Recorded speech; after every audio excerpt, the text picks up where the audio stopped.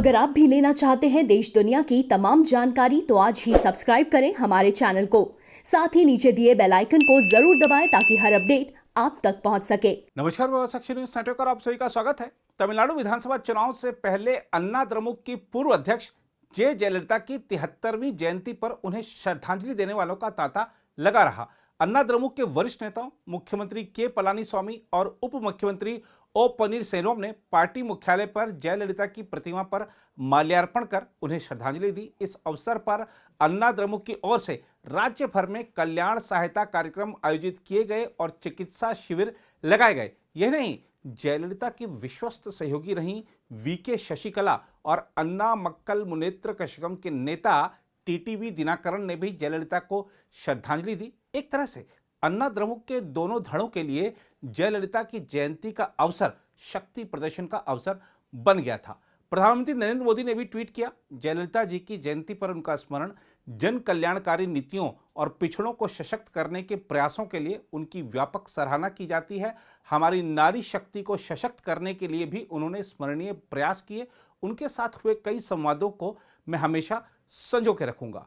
तमिलनाडु की राजनीति में अम्मा के नाम से मशहूर रही जयललिता का जन्म वर्तमान कर्नाटक के मांड्या जिले के मेलुरकोट गांव में 1948 को हुआ था। वह 5 बार तमिलनाडु की मुख्यमंत्री रहीं। तमिलनाडु की अन्ना द्रमुक सरकार ने हाल ही में जयललिता की जयंती को बालिका संरक्षण दिवस के तौर पर मनाने का फैसला किया। जयललिता के नेतृत्व में पिछले विधानसभा चुनाव में लगातार दूसरी बार जीत दर्ज कर अन्ना द्रमुक ने इतिहास रच दिया था। 5 दिसंबर 2016 को उनका निधन हो गया था। इस साल अप्रैल मई में राज्य विधानसभा के चुनाव होने हैं। उससे पहले भाजपा और अन्ना द्रमुक जयललिता के कार्यकाल की उपलब्धियों का गुणगान करने में जुटी हैं। उधर वीके शशिकला भी जयललिता के नाम का लाभ लेने में पीछे नहीं है। इसीलिए वीके शशिकला फैक्टर से चिंतित अन्ना द्रमुक ने अपनी पार्टी के कार्यकर्ताओं से कहा था कि पार्टी की रक्षा के लिए 24 फरवरी को जे जयललिता के जन्मदिन के अवसर पर वे अपने घरों में दिया जलाकर दिवंगत पूर्व मुख्यमंत्री के नाम पर संकल्प लें। पार्टी के शीर्ष नेता ओ पनीरसेल्वम और के पलानीस्वामी ने कार्यकर्ताओं को लिखे पत्र में कहा कि विधानसभा चुनाव की परीक्षा करीब 2 महीने में होने वाली है और शत्रुओं तथा विरोधियों ने अन्ना द्रमुक को हराने के लिए हाथ मिला लिए हैं। लगातार दूसरी बार सत्ता बरकरार रखने का संकल्प लेते हुए उन्होंने कहा कि इस तरह की जन विरोधी ताकतों को पार्टी के प्रति वफादारी, एकता और कड़ी मेहनत के माध्यम से सबक सिखाया जाना चाहिए।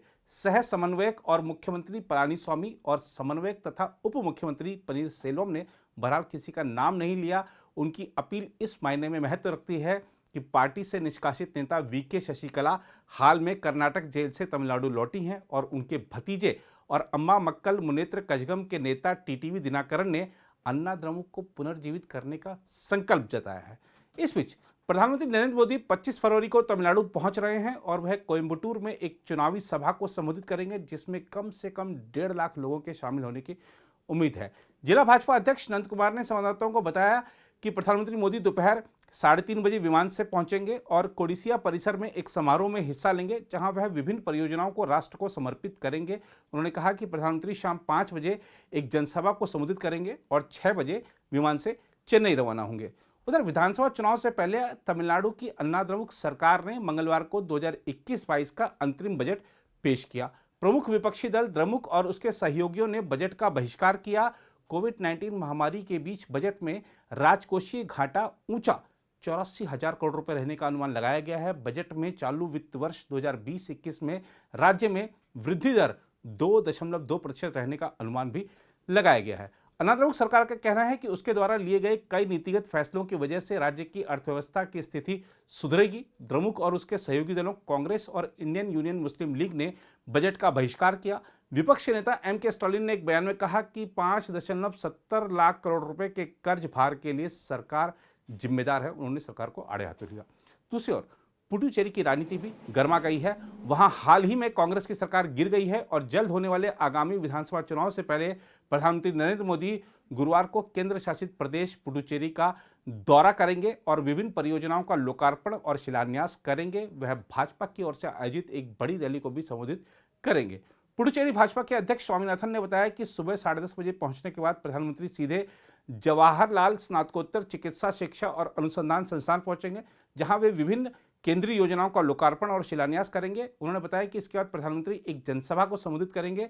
पिछले 3 सालों में प्रधानमंत्री का यह पुडुचेरी का दूसरा दौरा होगा। इससे पहले 2018 में उन्होंने निकटवर्ती विलुपुरम जिले में ऑरोविले अंतर्राष्ट्रीय परियोजना का दौरा किया था और इस दौरान एक जनसभा को संबोधित भी किया था। प्रधानमंत्री का यह दौरा ऐसे समय में हो रहा है जब प्रदेश का राजनीतिक माहौल पूरी तरह बदला हुआ है कांग्रेस सरकार के जाने के बाद।